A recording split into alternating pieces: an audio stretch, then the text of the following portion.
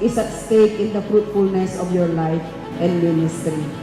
Nakasalalay pala dito sa pagiging mabunga natin ang kaluwalhatian ng Diyos.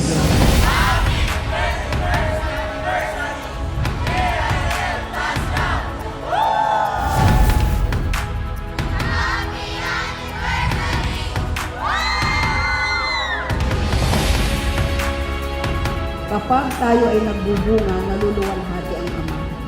Gusto ba nating maluwalhati ang Ama? Magbunga ho tayo. Tayo po ay magpatuloy. Tayo po ay sumunod sa Panginoon. Tayo ay magpakalago, magpakalalim, magpakalawak sa Lord.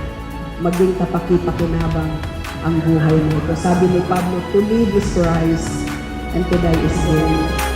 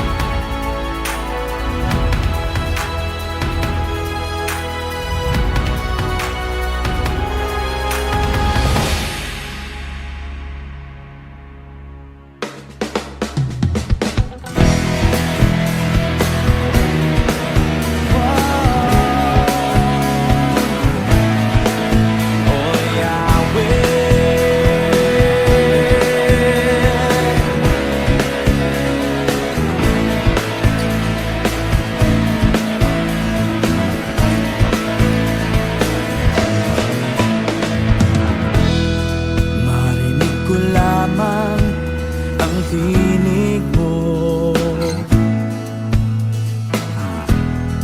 Madama ko lamang ang yakap mong lubos.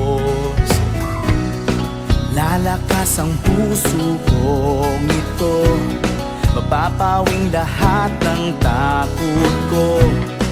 Lilipad tulad ng agila.